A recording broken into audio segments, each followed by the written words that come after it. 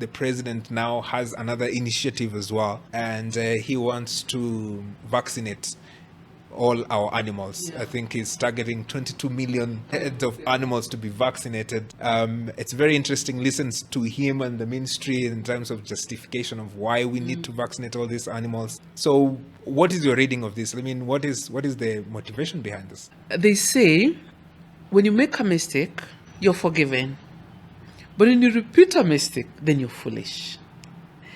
I think we're all humans. We learn through the mistakes that we make. But it is very stupid to keep repeating a mistake. I will pull this conversation to the COVID vaccine. And I will tell you, worldwide right now, in Europe, in Netherlands, in Japan, it's been proven, not just proven, people have gone to court. They've proven COVID vaccine was actually not a vaccine. Pfizer has actually been sued for damages. People have been paid in America. People that lost their jobs have been paid. The FDA is now like the MOH of those countries, have been sued for people losing jobs. They've actually been sued for mandating masks. And what do they call it? You know, that the distance, the social distance, they've been sued for those things. So, and you can see the script, the corona script is actually coming, is like the animal script right now. You know, like vaccinate, vaccinate, vaccinate. That was the same script. Just that this one is now on the animals. They are not making sense, Brian. They're common sense, they are not making sense. So you want to vaccinate all. Okay, the president talks about, you'll pull videos even on YouTube. The president says we want to improve our meat quality. That's what he says for export. Do we even export our meat? What percentage of our meat do we export or consume locally? So he talks about improving our meat. Then when you listen to the CS, it's the CS of agriculture, a whole other different story. I think it's the PS of the CS who talked about foot and mouth. We are vaccinating against foot and mouth. Then when you talk to other agriculture officials, we are vaccinating, we are injecting, we need to reduce methane production in animals because methane is hazardous. Excessive methane is affecting the atmosphere. My goodness, the contradiction of their stories. So now our cows are fatting too much and our goats. Yes, imagine it. You will laugh, but that's actually it. That's what they are saying. Our animals are fatting too much, and we need to reduce the methane. That's the reason of it. Yeah. And now, the 22 million herds of cattle and sheep and goat and donkeys and camels need to be what? Vaccinated. Please, all the animals I've talked about are herbivorous animals. Their stomachs, they have the 4 chambers, they regurgitate, we did this in agriculture. The way they digest food, herbivores. Elephants do the same. Buffaloes do the same. Every herbivore in the wilderness do. So they need to tell us how they are going to vaccinate the elephants. They need to tell us that.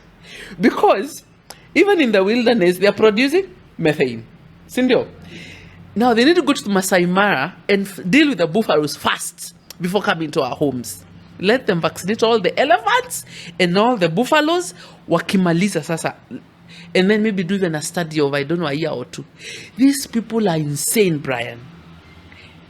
But they are not. Evil has a way of selling itself.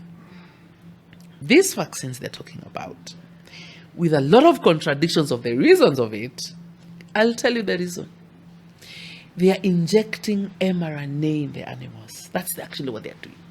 You see, the mRNA that was in the COVID vaccine is actually in the COVID vaccine. It's the same they're injecting in the animals.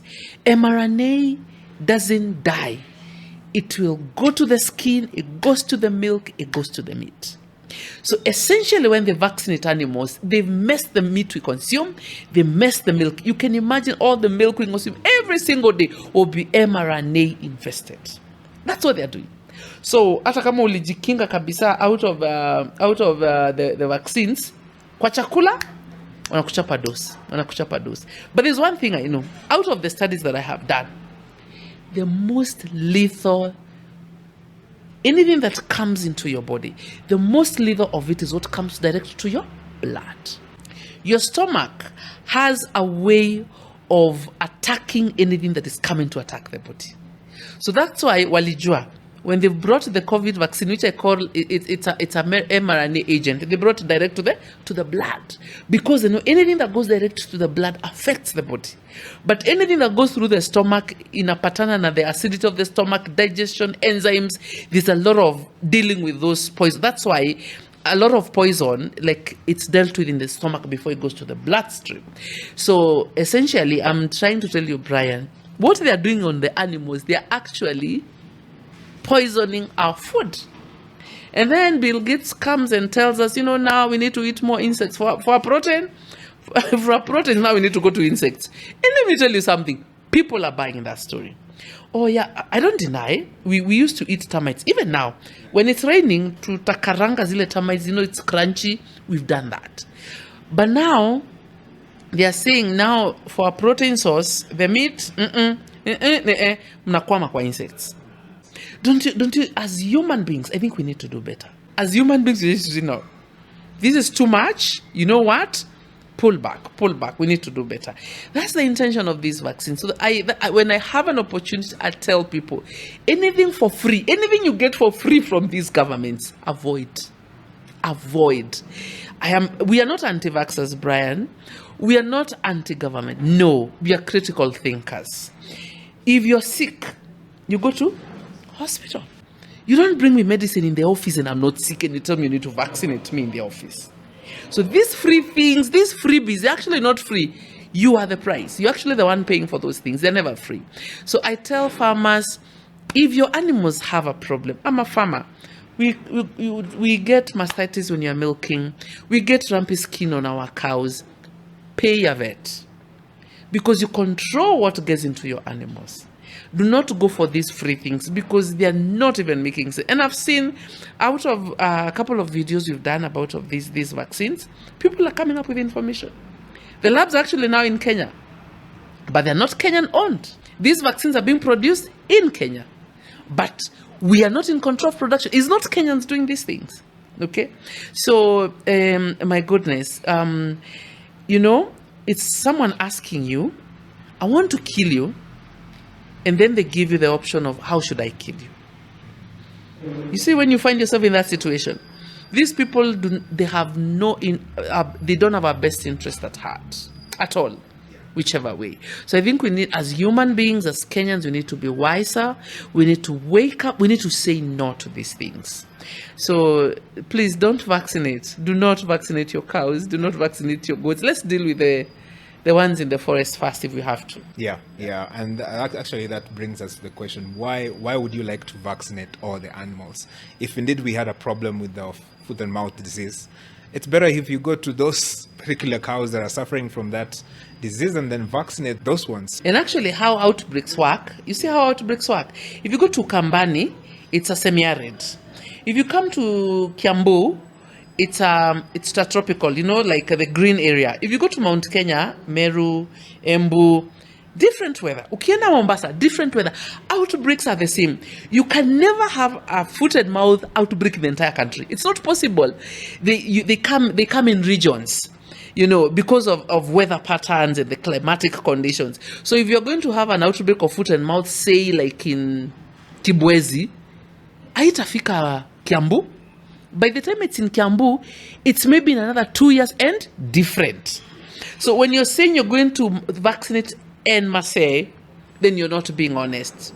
Yeah, you're actually insulting science. Exactly. Yeah. And then that also same applies to the idea, we want to improve the quality of meat we are importing. If that's the case, then put it as a zone where you actually specializing on growing those kind of seeds and then import this kind of. Thank you. Yeah, exactly. For the importers, vaccinate for the importers, because as we don't consume meat meant for export. You know, we actually, all the meat that you're consuming, ng'ombe zinatoka hapa Kajiado, zingine zinatoka Garissa, mbuzi. You know, leave our food alone, because that's what they're trying. They just leave the food alone. That's our source of proteins, and it needs to be protected. Last time I checked, no Kenyan actually complained about our meat maybe needs a little bit of more vaccination before we eat it. So I think they need to be honest and come out what is the reason behind this.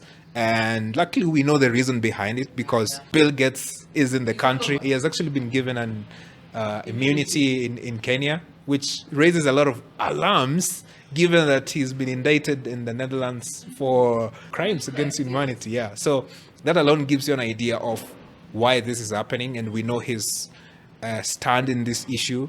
He believes that cows are actually a problem in the climate change situation, and we need to deal with it. He's been actively actually investing in fake meat. So there are all those kind of dots really that are out here that you actually need to connect and see what actually is happening. And I think more people are getting to that point where they see, okay, yeah, we can actually connect these dots.